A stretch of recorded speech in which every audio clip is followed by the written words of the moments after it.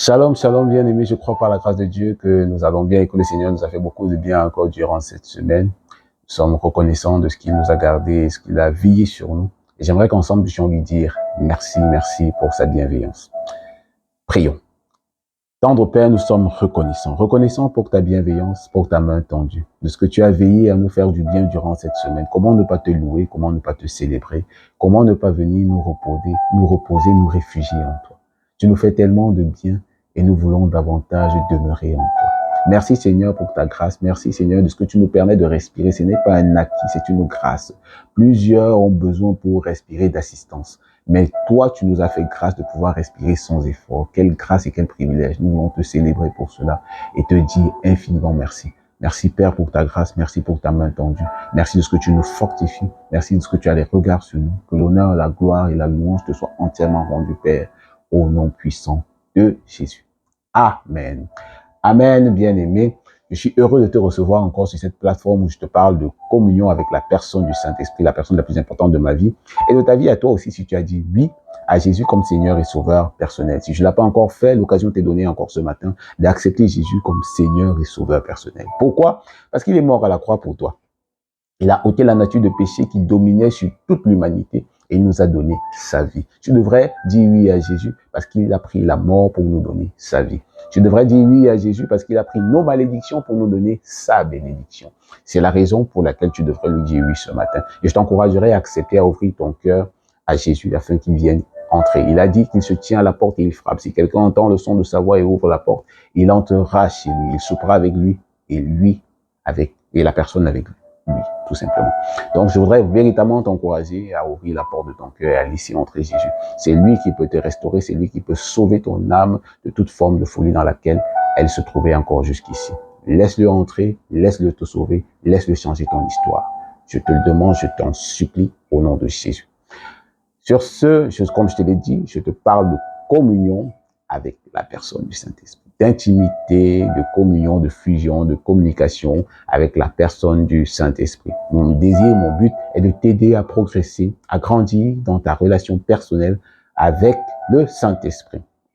Depuis quelques semaines, nous parlions de donner le pouvoir au Saint-Esprit. Et la semaine dernière, nous avons encore dit qu'il était important de rester attaché à lui. Parce qu'en fait, la vie provient de lui. Et on se disait en fait que le sarment ne peut pas porter du fruit de lui-même, il doit rester attaché au cep, il doit rester attaché au trou, il doit rester attaché à la vie de Dieu, c'est-à-dire il doit rester attaché à Jésus, Jésus qui est le cep.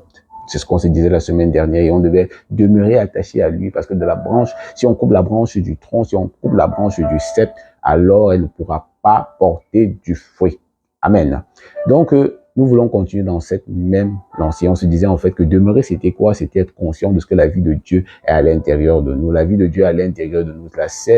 La sève émane du tronc pour passer dans les branches et produire la vie, produire les fruits. De la même manière, nous, il fallait être conscient de ce que la vie de Dieu est en nous. Ah, est-ce que tu peux dire avec moi, la vie de Dieu est en moi? La vie de Dieu est en moi. Waouh, quelle grâce et quel privilège. En fait, la vie de Dieu est en toi si tu as dit oui à Jésus. Le Saint-Esprit demeure en toi. Maintenant, tu dois être conscient de ça, conscient de ça. Et pour cette semaine, nous voulons continuer dans cette même lancée, la conscience de ce que la vie de Dieu est à l'intérieur de nous. Et la vie de Dieu veut produire du fruit au travers de nous. Rappelle-toi, le Seigneur nous a dit qu'il nous a préparé d'avance pour des bonnes œuvres. Il nous a créés pour des bonnes œuvres qu'il a préparées d'avance pour nous. Alors, la vie doit produire ces bonnes œuvres. La vie de Dieu en nous doit produire ces bonnes œuvres. En fait, nous n'avons pas réellement d'efforts à faire de nous-mêmes parce que la vie doit être manifeste. Quelqu'un a dit hier et ces derniers temps, quelqu'un le disait encore, c'est en fait, est-ce que pour respirer, tu as besoin de faire d'efforts? Est-ce que pour vivre ta vie naturelle, tu as besoin d'efforts? De la même manière, pour vivre la vie de Dieu à l'intérieur de toi, réellement, tu n'as pas besoin d'efforts, tu as besoin de communion, d'intimité, de fusion, de communication avec la personne du Saint-Esprit. Et comme je disais, on va lire ce texte de Jean 7, à partir du verset 37, qui nous dit en fait, le dernier jour, le grand jour de la fête, Jésus debout s'écria, si quelqu'un a soif, qu'il vienne à moi et qu'il boive. Le verset 38 nous dit, celui qui croit en moi, des fleuves d'eau vive couleront de lui, comme le dit l'Écriture, comme l'a dit l'Écriture. Donc, à la vérité, ce dont tu as besoin, comme je te l'ai dit, c'est de communion. Il dit, si quelqu'un a soif, qu'il vienne et qu'il boive. Qu'il vienne et qu'il communie avec moi. Qu'il vienne et qu'il passe du temps avec moi. Qu'il vienne et qu'il demeure dans ma présence.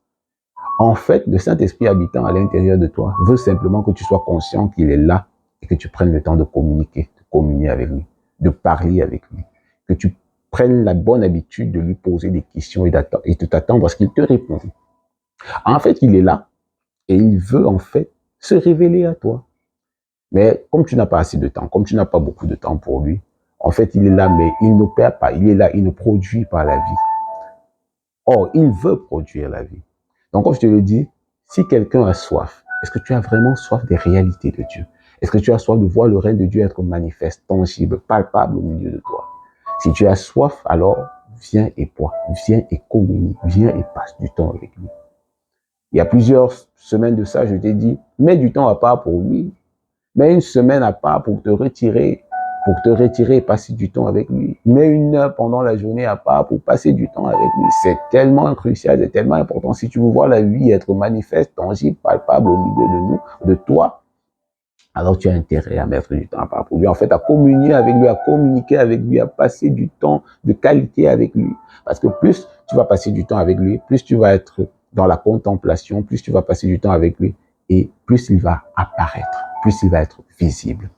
La Bible dit dans 2 Corinthiens 3 au verset 18 que nous tous qui contemplons comme dans un miroir la gloire du Seigneur, nous sommes transformés à la même image que lui, de gloire en gloire. En fait, plus tu vas passer du temps avec lui, et plus son amour va s'imprégner, va être manifeste au travers de toi. Tu n'auras pas forcément besoin d'efforts. Pourquoi? Parce que tu passes constamment du temps avec l'amour, en fait.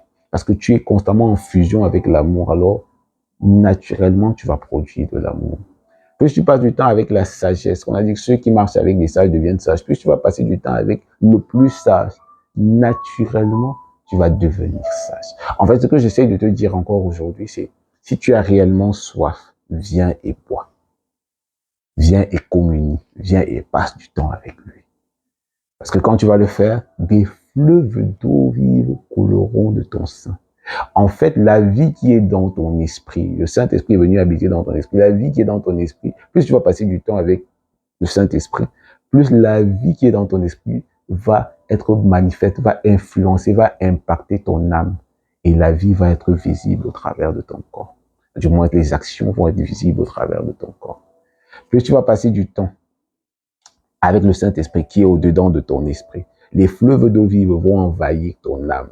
Des fleuves d'amour vont envahir ton âme. Des fleuves de joie vont envahir ton âme. Et ce que les hommes vont voir, c'est la joie. Ce que les hommes vont voir, c'est la paix. Ce que les hommes vont voir, c'est l'amour tangible, palpable, visible.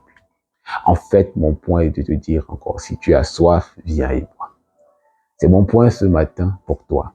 Viens et bois, viens et passe du temps avec lui. Viens et passe du temps avec la merveilleuse personne du Saint-Esprit qui est venue habiter au-dedans de toi. Il est déjà là. Il n'attend plus que toi. Mets du temps à part pour lui et laisse-le te remplir. Des fleuves d'eau vive doivent couler de ton sein et de mon sein afin que le Seigneur soit visible dans notre génération. Sur ce, je ne peux que te souhaiter un excellent week-end à une prochaine vidéo. Ciao, ciao.